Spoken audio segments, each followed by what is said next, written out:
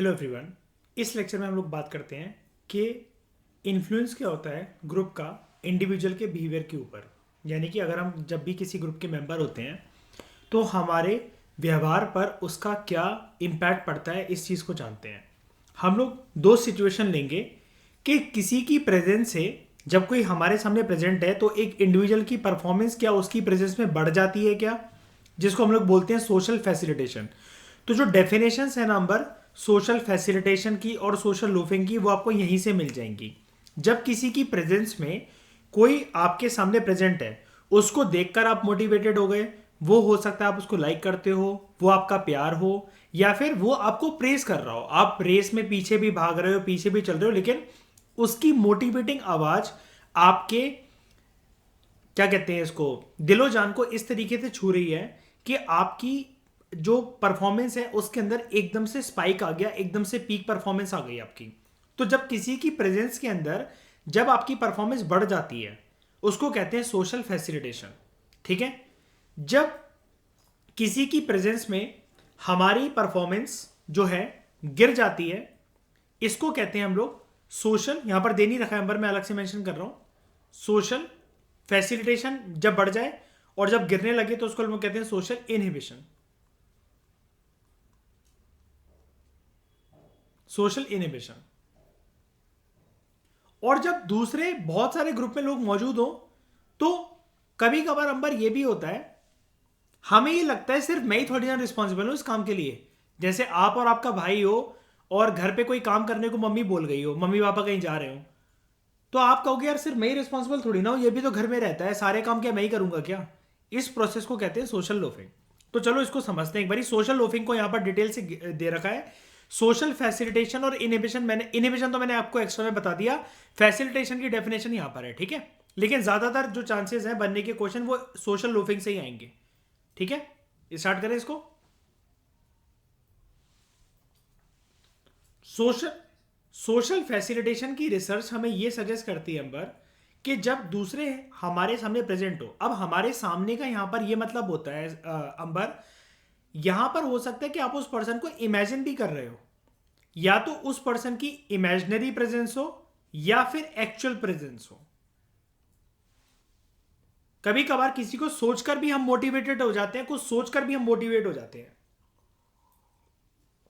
इसकी वजह से क्या होता है, हमारे बायोलॉजिकल मैकेनिज्म के अंदर और फिजियोलॉजिकल मैकेनिज्म के अंदर एक अराउजल आता है, एक एनर्जी एक्टिवेट होती है, जिसकी वजह से इंडिविजुअल के अंदर इस प्रकार का मोटिवेशन आता है कि वो अपनी परफॉर्मेंस को इनहेंस कर सकते हैं। अगर वो किसी चीज को अचीव करने में ऑलरेडी सक्षम थे ना अंबर, आई रिपीट, अगर वो किसी चीज को ऑलरेडी अचीव करने में सक्षम थे ना, लेकिन इंडिविजुअल को अपने ऊपर विश्वास नहीं था, कभी कभार उस आत्मविश्वास को जगाने के लिए दूसरों का प्रेजेंट होना जरूरी होता है ना। इसलिए कहते हैं ना, कभी कभार एक कॉमन सी एक मर्द के पीछे एक लाइन सुनी होगी, behind every successful man there is a woman, है ना, but behind every unsuccessful man there are 2 3 4 many more. तो ये चीज होती है कि हमें कोई रास्ता हमारा दिखा दे, हमें कोई परिस्थितियों से निकाल दे, ऐसी क्षमता हमारी डेवलप करे। हो सकता है हमें अपने ऊपर इतना विश्वास ना हो जितना सामने वाले पर्सन को हमारे ऊपर विश्वास हो। ये जो इन्हेंसमेंट होती है, इट अकर्स जब लोगों के जो एफर्ट होते हैं, अगर उसको इंडिविजुअली इवेल्युएट करा जाए तो। इंडिविजुअली इवेल्युएट मतलब क्या, आपका कुछ काम करने में मन नहीं कर रहा, ये नहीं कर रहा, वो नहीं कर रहा, लेकिन एक पर्सन आपकी लाइफ में ऐसा आ जाए जिसके काबिल आपको कुछ बनना हो, उसकी नजरों में कुछ बनना हो, तो आपका मन अपने आप ही लगेगा। ठीक है। वॉट वुड हैपन अगर एक इंडिविजुअल के जो एफर्ट्स हैं ग्रुप के अंदर, ठीक है, उससे उस इंडिविजुअल की परफॉर्मेंस ना दिख पाए, लेकिन अगर एक इंडिविजुअल सोलो परफॉर्म कर रहा हो तो किसी पर्सन की इमेजिनेशन से या उसकी एक्चुअल प्रेजेंस से हो सकता है इंडिविजुअल की परफॉर्मेंस बढ़ जाए, और इसको हम लोग क्या कहते हैं अंबर, जब बढ़ जाती है तो सोशल फैसिलिटेशन। ठीक है। लेकिन अब एक नए कंसेप्ट के बारे में जानते हैं अंबर, ये सोशल लूफिंग क्या है। जब बढ़ जाती है उसको कहते हैं फैसिलिटेशन, गिर जाती है उसको कहते हैं इनहिबिशन, लेकिन ये सोशल लोफिंग क्या है। देखो, साइकोलॉजिस्ट के द्वारा ऐसा ऑब्जर्व करा गया है कि जो इंडिविजुअल्स है ना, नंबर ऑफ इंडिविजुअल्स जो है वो अपनी क्षमता से कम काम करते हैं, मतलब जितनी उनके काम करने की क्षमता है उससे भी कम काम करते हैं। They work less hard in a group rather than जब वो इंडिविजुअल परफॉर्म कर रहे हो।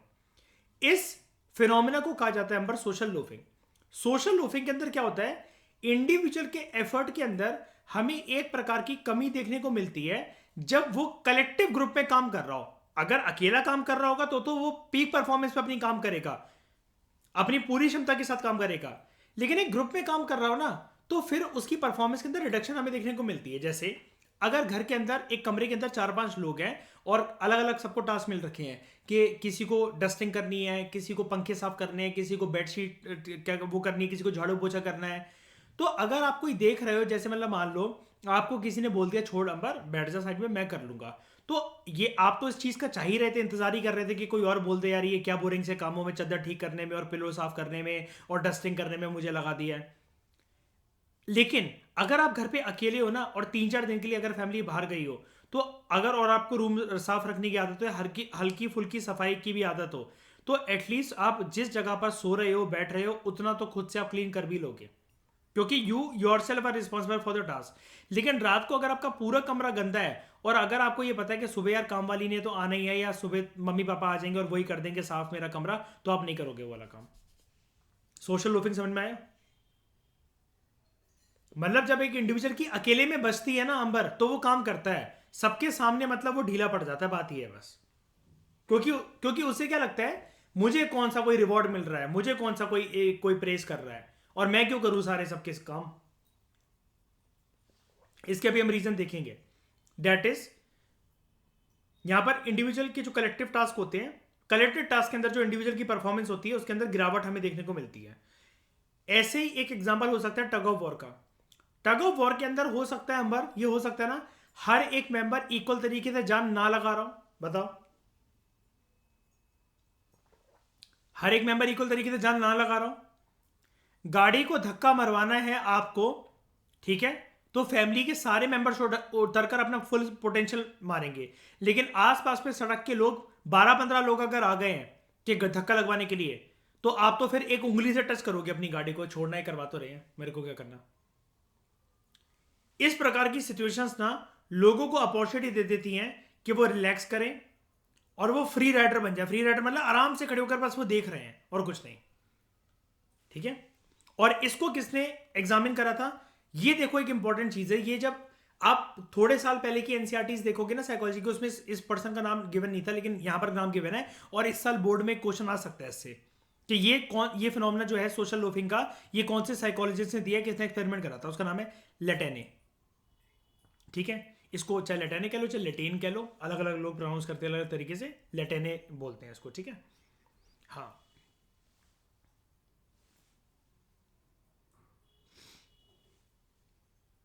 उसके बाद ये तो उसकी केस स्टडी छोड़ो उसको।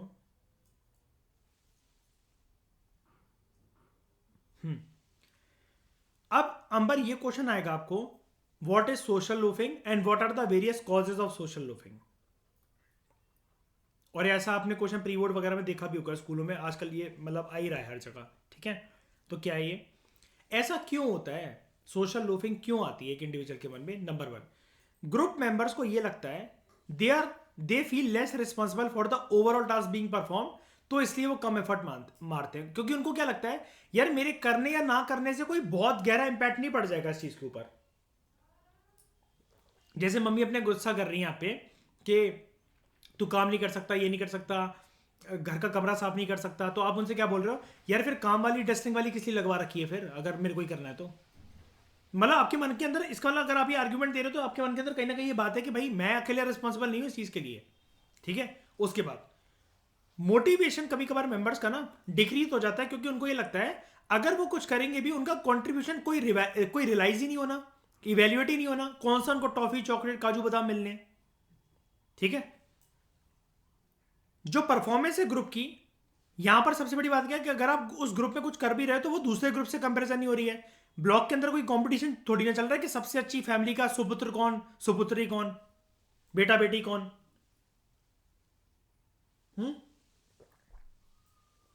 There is an improper coordination among group members, या फिर नो कोऑर्डिनेशन। ये भी हो सकता है कि आप ग्रुप पे अंदर नए आए हो, आपको लगता है अबे मेरे को क्या करना, छोड़ना, ये कर तो रहे हैं, and belonging to the same group is not important for members, it is only an aggregate of individuals. यानी कि आपको ये लगता है यार अगर मैं एक चीज में हाथ बटा रहा हूं तो बाकी लोग क्यों फिर बैठे हुए हैं? क्या इस ग्रुप के लिए सिर्फ मैं ही रिस्पॉन्सिबल हूं क्या? इस ग्रुप की बिलोंगिंगनेस या वी फीलिंग के लिए मैं ही रिस्पॉन्सिबल हूं? तो ये चीज देख देख कर कि यार सामने वाला पर्सन, जैसे क्या होता है, मान लो अंबर आप किसी हॉस्टल या पीजी में रह रहे हो, ठीक है। अब आप ये देख रहे हो कि आप रोज सारा काम आप ही करते हो, दूध लाना, अंडा लाना, ब्रेड लाना, आपके मन के अंदर वैसे कभी ये बात नहीं आई। लेकिन एक साल बीत गया और आप देख रहे हो आपका रूममेट तो ढीठ है, उसको तो ये लगता है कि यार अंबर तो यार मेरा नौकर है, वो तो सारा काम कर देगा। तो आपके मन के अंदर ये वाली फीलिंग आने लगेगी, भाई मैं क्यों वी फीलिंग रखूं फिर ये बेफालतू के अंदर? मैं तो फिर अपने ही कल से अंडा दूध ब्रेड लेकर आया करूंगा, भाड़ में जाइए।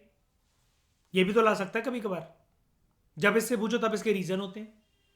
ये चीज है, ठीक है। अच्छा, अब इसे रिड्यूस कैसे करा जा सकता है?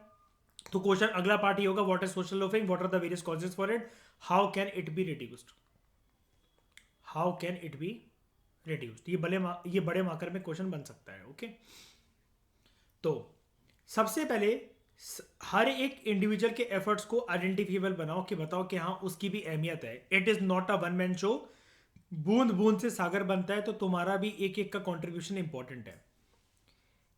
सब पे प्रेशर इंक्रीज करना चाहिए, सारे मेंबरों पे इक्वल तरीके से, कि उनको हार्डवर्क वो करें। जैसे making group members committed to successful task performance, कि जब सब लोग काम करेंगे, जैसे कि मैंने आपको बताया बूंद बूंद से सागर बनता है, तभी इस ग्रुप का नाम होगा, ठीक है।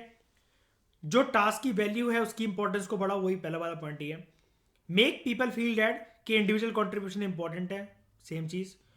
और ग्रुप के अंदर कोजाइवनेस की फीलिंग को बढ़ाओ, वी फीलिंग को बढ़ाओ, और ये वी फीलिंग को कभी टूटने मत दो, जिसकी वजह से सारे लोगों के अंदर मोटिवेशन इस प्रकार से हो कि ग्रुप को जो भी टास्क दिया गया है सारे मेंबर्स के कंट्रीब्यूशन से उसका एक सक्सेसफुल आउटकम निकल कर आए, ठीक है। अब बात करते हैं एक और सोशल फिनोमेना की, ग्रुप पोलराइजेशन। ग्रुप पोलराइजेशन हम सबको पता है, राइटर हमसे कह रहा है, we all know that important decisions जो हैं वो ग्रुप के द्वारा लिए जाते हैं और एक इंडिविजुअल के द्वारा नहीं लिए जाते। आपने अगर कल को कुछ भी सोच रखा है अंबर अपने लिए, तो आपका अपने बारे में सोचने से कुछ नहीं होता, उसमें मम्मी पापा का सोचना भी बहुत एक अहम भूमिका निभाएगा, एक अहम रोल निभाएगा, ठीक है। For example, a decision is to be taken whether a school has to be establish in a village. इस प्रकार का जो डिसीजन होगा वो ग्रुप डिसीजन होगा, क्योंकि आप सिर्फ मिलकर ये डिसीजन नहीं ले सकते। आपको कुछ अच्छा करना है या कुछ भी एक इनिशिएटिव लेना है, कोई भी चीज स्टैब्लिश करनी है, कल को कोई भी बिजनेस करना है, कोई भी कोर्स करना है, आपके घर वालों का भी डिसीजन मायने रखेगा। We have also seen that जब ग्रुप्स जो है वो डिसीजंस लेते हैं, there is a fear that the phenomena of group think में आकर, हमने पढ़ा था ना कि सारे लोग सिमिलर वे में सोच सकते हैं और गलत चीज को भी सही तरीके से सोचेंगे, है ना। एक और टेंडेंसी होती है जिसको हम लोग कहते हैं ग्रुप पोलराइजेशन। ये क्या होता है, अब इसको समझते हैं। It has been found that groups are more likely to take extreme decisions. कभी कभार पूरा का पूरा ग्रुप और ग्रुप के मेंबर्स एक्सट्रीम डिसीजंस लेते हैं, लेकिन अगर एक इंडिविजुअल ले रहा हो ना डिसीजन, तो वो एक्सट्रीम डिसीजन नहीं लेगा इतने सारे, वो तो फिर सारी चीजों को सोचेगा। लेकिन ग्रुप के अंदर काम करने में होता क्या है, आपके ऊपर एक प्रेशर होता है। ये प्रेशर को मैं समझाता हूं कैसे। अंबर, मान लो कि आप अपने आंसर के अंदर एक राइट भी हो, टीचर ने क्लास में कुछ पूछा है, लेकिन 40 लोगों का हाथ खड़ा हुआ देखकर आपने भी डर के मारे हाथ उठा लिया कि टीचर सिर्फ आपको पिन पॉइंट ना करते। सबका प्रेशर इतना था कि आप उस ग्रुप की लहर में बह गए। भले ही आपको पता था कि मैं जो बोल रहा हूं वो ठीक बोल रहा हूं, सारी क्लास गलत बोल रही है, लेकिन आप उस प्रेशर में बह गए। हो गया एक्सट्रीम डिसीजन कि नहीं, ठीक है। लेकिन अगर आप इंडिविजुअली कोई 1 to 1 आपसे पूछते तो आप अपना ओपिनियन रखते शायद से, फिर आपको डर नहीं होता कि मैं सही होऊंगा, गलत होऊंगा, क्या नहीं होगा, है ना। Suppose there is an employee, एक ऑफिस में काम कर रहा है एक वर्कर, जिसको इस बात के ऊपर पकड़ा गया कि उसने रिश्वत ली या फिर किसी अनएथिकल एक्ट के अंदर वो एंगेज हुआ। इसके जो कलीग्स हैं उनको पूछा गया, they are asked to decide on what punishment should be given, क्या देना चाहिए इसको पनिशमेंट। हो सकता है वो उसको सिर्फ स्कोल्ड करके फ्री छोड़ दे, और हो सकता है उसको सर्विस से टर्मिनेट भी कर दे, instead of imposing a punishment जो कि उस अनएथिकल एक्ट के लिए दी गई हो। What ever the initial position in the group, ये पोजीशन ज्यादा स्ट्रांग होती जाएगी और सारे मेंबर्स हो सकता है कि सब लोग अगर बोलेंगे टर्मिनेट कर दो, 5 आवाजें आई और ग्रुप के अंदर 8 मेंबर्स, तो बाकी 3 भी पता चले यही बोलने लगे। जैसे जब सबके ऊपर एक ग्रुप का जो प्रेशर होता है क्लास में, जैसे मतलब मान लो किसी टीचर को हटाना है, सारे लोगों ने साइन कर दिया, अगर आप साइन ना करो तो आपको पता है क्या लगता है, यार यार बाकी लोग भी फिर मुझे सुनाएंगे कि पता नहीं इसको ये चमचागिरी करके क्या ही कर लेगा टीचर का, तो आप भी साइन कर देते हो। This strengthening of the groups initial position as a result of group interaction और डिस्कशन, ये मतलब ये रीजन, ये फैक्टर्स हैं अंबर कि ग्रुप पोलराइजेशन होती क्यों है। ग्रुप पोलराइजेशन होती है ग्रुप के बीच में इंटरेक्शन की वजह से और ग्रुप के बीच में कॉन्टिन्यूस डिस्कशन की वजह से, इसको हम लोग कहते हैं ग्रुप पोलराइजेशन।